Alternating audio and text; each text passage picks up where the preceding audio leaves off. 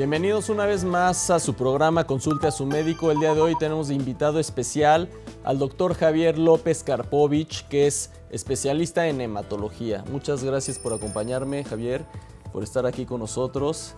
Y pues bueno, gracias por contestar estas preguntas. Son pocas, pero de las muchas preguntas que nos manda la gente a través de las redes sociales como Twitter, Facebook, mail. Y pues bueno, así es esto de la comunicación. ¿Cómo ves? ¿Cómo estás? Bien, Jorge, gracias por la invitación. Me da mucho gusto estar en tu programa. Pues muchísimas gracias. Más gusto me da a mí y más gusto le va a dar a la gente escuchar estas respuestas. ¿Qué te parece si comenzamos con la primera pregunta que nos manda la gente, que es ¿qué diferencia hay entre una anemia y una leucemia? Mucha gente escucha hablar de estos términos, ¿no? De anemia, leucemia, pero tal vez no saben realmente cuál es la diferencia entre una y otra. ¿Cuál es la diferencia? Bueno, básicamente la anemia es una definición muy concreta, que quiere decir que a la persona le hace falta hemoglobina. Y la hemoglobina es la proteína que está dentro de los glóbulos rojos o eritrocitos, que se encarga básicamente, su función es transportar oxígeno en todo nuestro cuerpo. La leucemia, por otro lado, es un padecimiento caracterizado básicamente por un curso que puede ser agudo o crónico, o sea, puede ser de muy corta evolución o de muy lenta evolución, y que básicamente tiene un comportamiento que es, en términos generales, progresivo hacia el deterioro si no hay un tratamiento en particular. Otra característica de las leucemias, comparativamente con la definición de anemia, es que en la leucemia generalmente hay anemia, pero además de la anemia se acompaña de glóbulos blancos bajos, o sea, leucopenia, y también de plaquetas disminuidas que se conoce como trombocitopenia. Entonces, el vocablo citopenia quiere decir que hay una disminución de algo, ya sea de glóbulos blancos, leucopenia, ya sea de plaquetas, se llama trombocitopenia, y no se llama eritrocitopenia, sino baja de hemoglobina. Esa es la definición de anemia. Es entonces que anemia es una situación que puede estar presente en diferentes razones, en diferentes causas, que acompaña en la mayoría de los enfermos con leucemia, y que la leucemia tiene una forma distinta de expresión tanto clínica, o sea, un comportamiento clínico diferente, y que puede estar en la mayoría de los casos acompañada de anemia. Sí, porque bueno, generalmente la gente sabemos que dentro de la sangre, dentro del torrente sanguíneo existen diferentes tipos de células, como son los glóbulos blancos, los glóbulos rojos, etcétera, lo que aprendimos en la escuela, ¿no? Correcto. Pero desconocemos todos estos padecimientos o todas estas cosas que pueden pasar dentro de esas células o dentro del torrente sanguíneo. Y ahorita que tocamos el tema de la anemia y la leucemia, yo sé que hay pues varios tipos de anemia, ¿no? Me gustaría que me mencionaras por lo menos unos 5 tipos de anemia, porque sé que hay diferentes grados o diferentes tipos de este padecimiento. ¿Cuáles serían? Pues más que decir que hay diferentes tipos de anemia, podríamos decir que hay diferentes causas de anemia. Okay. Entonces podríamos hablar en términos generales de la anemia que está dada por una mala producción de glóbulos rojos, es decir, por defectos en la producción de glóbulos rojos. Y en el mundo, y México no es la excepción, la causa más frecuente de anemia es por deficiencia de hierro. Otras causas son otras causas deficitarias, por ejemplo, de ácido fólico o de vitamina B12. Son las causas, vamos diciendo, que más frecuentes en los términos de deficiencias de sustancias que son necesarias para la formación, ya sea de hemoglobina o bien de los propios eritrocitos, es decir, la hemoglobina es la proteína que viaja dentro de los eritrocitos. Entonces tenemos un grupo que son por deficiencias. Otro tipo de causas de anemia es porque hay una destrucción prematura de los glóbulos rojos o eritrocitos. Normalmente los eritrocitos tienen una vida de aproximadamente 120 días. Cualquier cosa que sea acorte la vida de los glóbulos rojos se llama una destrucción mayor y más pronta, y esto se conoce como anemia hemolítica. Hay destrucción de los glóbulos rojos en periodos cortos o distintos a lo que es lo normal, que son gruesamente 120 días, 90 días aproximadamente, de 90 a 120 días. Otra causa es básicamente porque hay problemas de la médula ósea en términos de producción de glóbulos rojos. La médula ósea es el tuétano, es decir, es este órgano de tipo grasoso blanquito y a veces un poco mezclado con color rojo, y ese es el órgano que se encarga de la producción de nuestros glóbulos rojos, plaquetas y glóbulos blancos.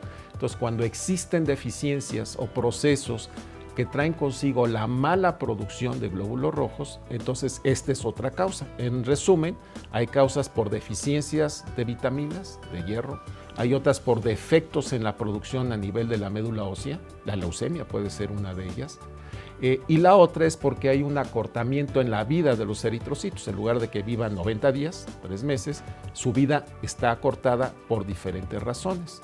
Y las causas de destrucción también son múltiples, o sea, las causas de destrucción prematura de los glóbulos rojos también hay diferentes causas. Entonces hay muchas causas, muchos padecimientos y bueno, muchas patologías acompañadas de estas tanto anemias o leucemias.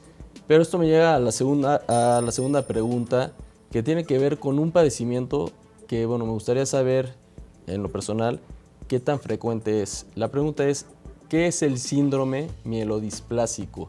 Porque últimamente parece que ha surgido mucho, tanto en las redes sociales, en internet, todo esto, y se está empezando a comentar más sobre este síndrome. ¿Qué es y qué tan frecuente es, ya sea en sector público o en privado, o en el consultorio, qué tan frecuente se ve este síndrome?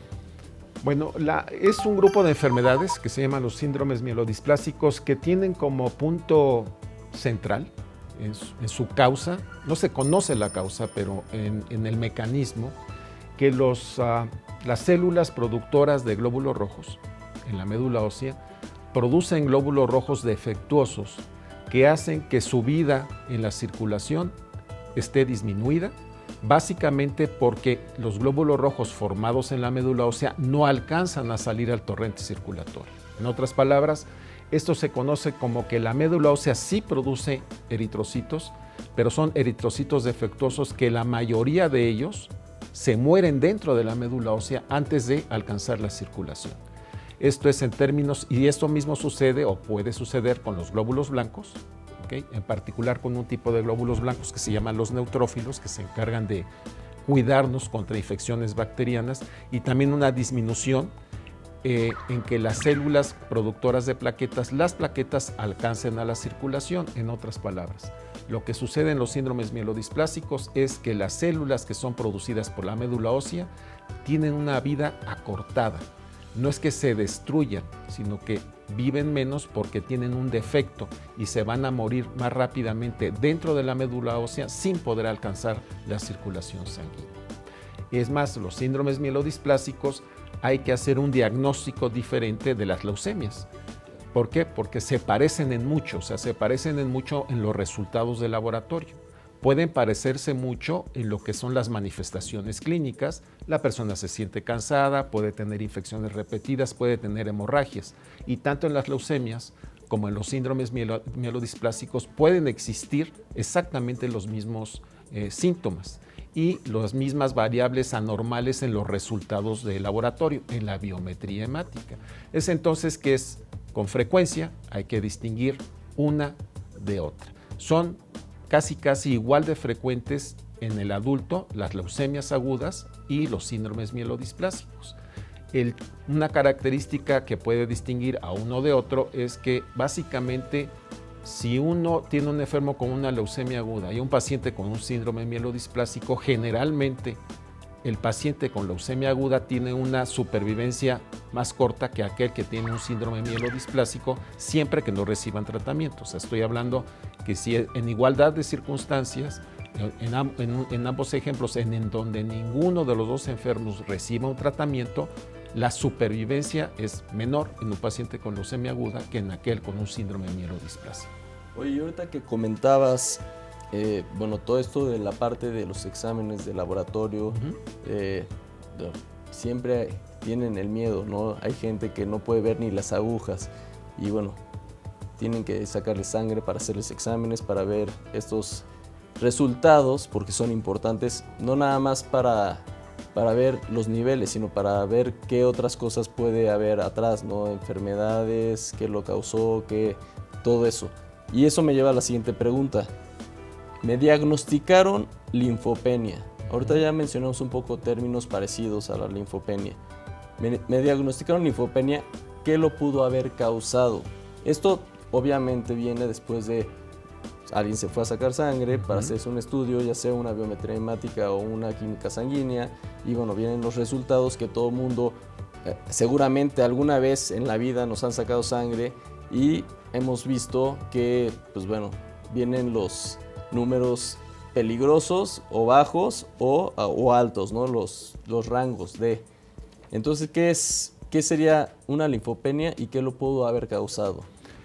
Bueno, la definición de linfopenia es una disminución en el número de linfocitos. Entonces, si hacemos una muy breve explicación de qué son los glóbulos blancos, están constituidos por linfocitos, por neutrófilos, por eosinófilos, monocitos y eosinófilos. Entonces, los linfocitos básicamente su función es regular los mecanismos de inmunidad dentro del humano. Y existen dos formas, que es la linfopenia o disminución de los glóbulos de los linfocitos y un exceso de linfocitos. Pero tu pregunta va encaminada a cuáles podrían ser las causas que se traduzcan en una disminución de linfocitos. Básicamente, la principal causa es por administración de medicamentos.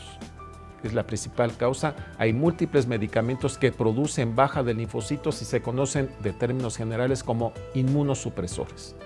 Y existen causas distintas a estas o a medicamentos, y la causa más frecuente es la infección por el virus de inmunodeficiencia humana o VIH.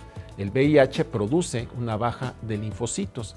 Es entonces que en los enfermos infectados por el virus, con frecuencia tienen su primera manifestación en términos de resultados de laboratorio, es una disminución en el número de linfocitos. Perfecto. Vamos a hacer una pequeña pausa, porque además la gente seguramente está muy metida y está muy interesada con esto. Regresamos y retomamos esa pregunta después de un corte comercial. Ahorita regresamos.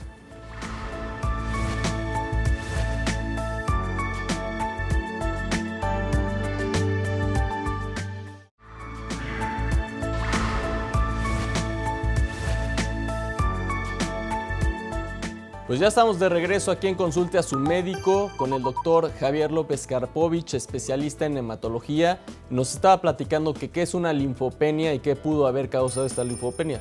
Estamos platicando de eso. Nos quedamos en que pueden ser por medicamentos, básicamente de los llamados inmunosupresores, o bien por causas de infección, y de estas la más frecuente que induce o produce una baja de linfocitos o linfopenia es el virus del VIH. Es entonces que los enfermos que tienen linfopenia están propensos a tener un mayor riesgo de infecciones, inicialmente infecciones de índole viral o por hongos, también llamadas infecciones micóticas, y posteriormente, como el sistema inmunológico está entrelazado o vinculado con los neutrófilos, son personas que, además de tener infecciones repetidas por virus, por hongos, finalmente también acaban teniendo infecciones frecuentes por bacterias. En términos, hay otro grupo de patologías o de enfermedades que cursan con linfocitos bajos, generalmente son de carácter hereditario, se ven con mucha frecuencia y se diagnostican en la infancia, y son personas que nacen con defectos de su sistema inmunitario o inmunológico que se caracteriza por una baja de linfocitos. Por fortuna, estas enfermedades son poco frecuentes. Sin embargo, el médico de primer contacto son los pediatras, y la recomendación es que los pediatras que estén con un caso, con un niño que tenga una linfopenia persistente, o sea que tengan linfocitos disminuidos, envíen a su paciente, al niño, con un hematólogo pediatra, que creo que es importante mencionar que el que haya hematólogos para adultos y hematólogos pediatras ha sido extraordinariamente sano, en particular para diagnosticar y el mejor tratamiento de los enfermos hematológicos. Bueno, yo creo que aquí entonces el mensaje o la recomendación hacia el público, hacia nuestro público, sería que tal vez rutinariamente, no sé cuál sería, cada cuánto tiempo, tal vez 6 meses o una vez al año, por lo menos, sin que lo mande el médico, hacerse una biometría hemática para checarse y para ver cómo están sus niveles en cuanto a todas estas células que componen nuestro sistema sanguíneo, ¿no? Entonces, yo no sé si sea una buena recomendación. Yo creo que es una buena práctica que una vez al año se haga un examen físico y de laboratorio general. Yo creo que es una buena práctica y que dentro de estos exámenes lleve incluido una biometría hemática, aparte de otros, la química sanguínea, en fin. Pero creo que una frecuencia de una vez al año me parece muy prudente. Y a mí se me haría más prudente que después de hacerse estos exámenes vayan y consulten a su médico, que en este caso es el doctor Javier López Karpovich. Pues tenemos más preguntas, porque bueno, son muchísimas las dudas que la gente nos manda. Y bueno, esto es todavía, las cosas se vuelven un poquito más raras o un poquito más extrañas, vamos a dejarlo en extrañas. Nos mandan una pregunta que es: tengo sangrados muy frecuentes en diferentes partes del cuerpo, pero los doctores que he visitado no saben a qué se debe. ¿Qué nos dice esta pregunta? Bueno, es una pregunta misteriosa, porque si ya he ido con varios médicos, pues se vuelve aún más difícil. Yo creo que es importante decir de manera muy concreta por las razones por las cuales un individuo tiene hemorragias en diferentes partes de su cuerpo. Las hemorragias son a nivel nasal, a nivel de las encías, los famosos moretones, evacuaciones intestinales oscuras o con sangre fresca, o bien que haya rastros o franca sangre en la orina. Entonces, todos estos son datos de hemorragia y que pues no son normales. Y las causas podríamos decirlas que son básicamente dos, cuando son en términos de hemorragias generalizadas. Es o porque el individuo tiene una cuenta de plaquetas baja, trombocitopenia. ¿Okay? Generalmente, para que haya manifestaciones de hemorragia por cuenta plaquetaria disminuida, es generalmente porque la cuenta plaquetaria es por debajo de 50 o de 30,000 plaquetas. Recordando que un número normal de plaquetas es alrededor de 140,000. Pues generalmente ya hay manifestaciones hemorrágicas cuando las cuentas plaquetarias son menores de 50 o de 30,000. Es decir, una cuenta plaquetaria disminuida o trombocitopenia. Otra causa es porque las plaquetas no funcionan adecuadamente.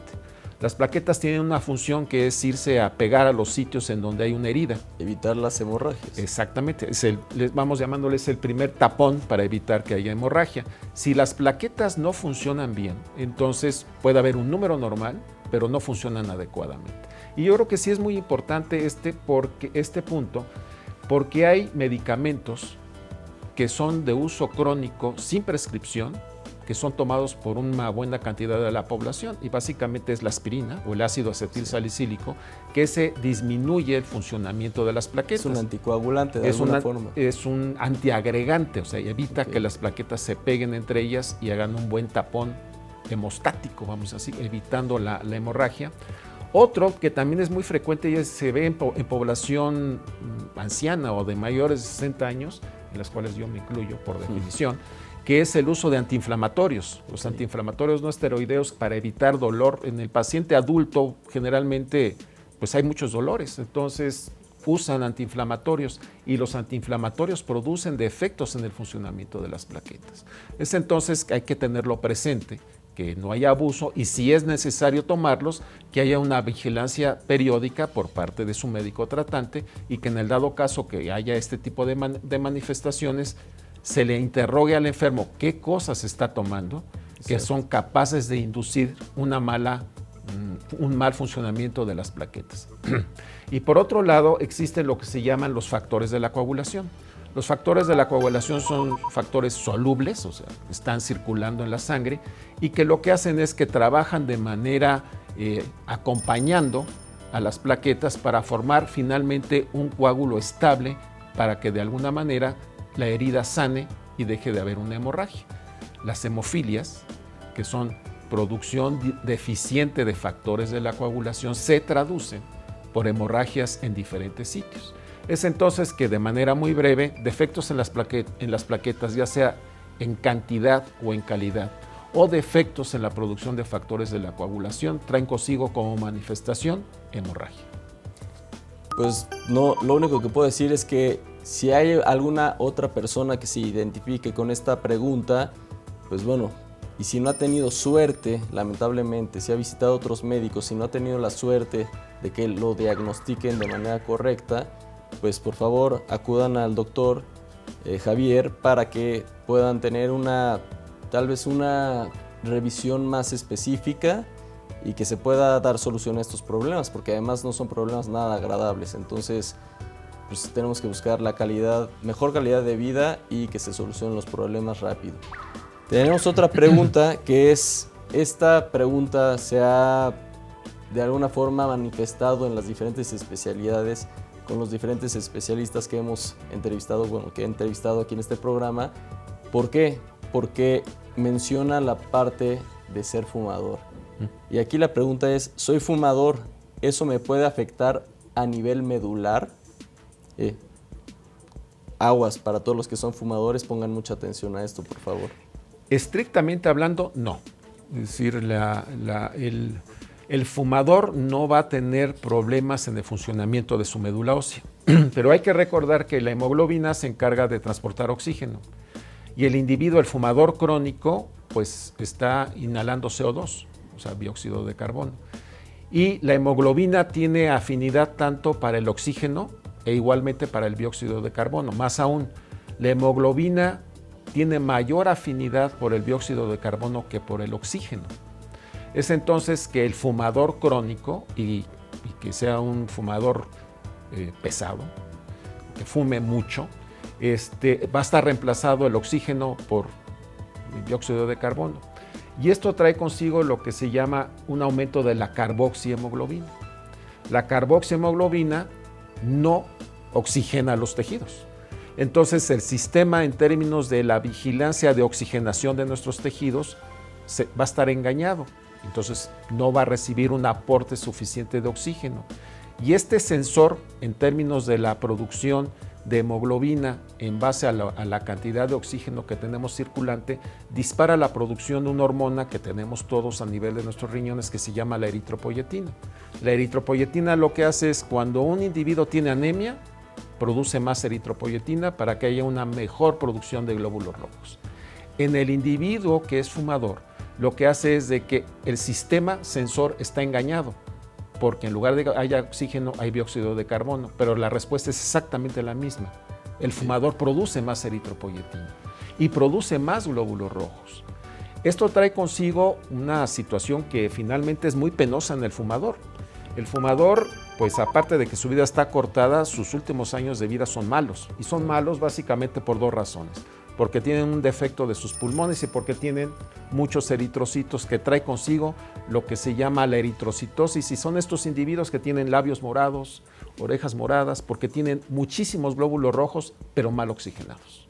O sea que el razonamiento más lógico, por lo menos para mí, sería que, bueno, la sangre está en todo el cuerpo. La sangre está en todos los órganos, en la piel, en todo. Entonces, pues sería lógico pensar que si fumas o si eres un fumador crónico, como comentábamos hace rato, pues en algún punto te va a llegar a afectar. Entonces, finalmente, aunque no sea a nivel medular, si es una cosa que, bueno, te va a afectar a corto o a largo plazo, pero te va a afectar. Lamentablemente se nos termina el tiempo, ya no nos dio tiempo de hacer una última pregunta que vamos a dejar en stand-by para la próxima entrevista, pero pues bueno, han sido cosas que yo creo que la gente va a estar un poco inquieta porque son términos o terminología médica que tal vez no conocemos, que tal vez la gente ignora, pero que bueno, que va a dar curiosidad. Y aquí lo que tratamos de hacer también un poco es que la gente no se meta a internet, que es una gran herramienta, es una herramienta tecnológica muy buena para algunas cosas, pero para este caso no es bueno que revisen, que se metan, que se autodiagnostiquen, y lo peor es que se automediquen, que es lo que tratamos de hacer aquí. Es una campaña para que la gente vaya y consulte a su médico, en este caso al doctor Javier López Karpovich, que nos acompañó el día de hoy. Muchas gracias, doctor, por estar con nosotros. Y pues yo soy Jorge Ugarte, me pueden encontrar como @beckerugarte o como Jorge Ugarte en Twitter. Y al doctor van a aparecer sus datos ahorita en la pantalla para que lo busquen en el consultorio. Y recuerden, consulte a su médico y no se metan a internet a buscar cosas que no deberían. Muchas gracias y sigan viendo Excelsior Televisión.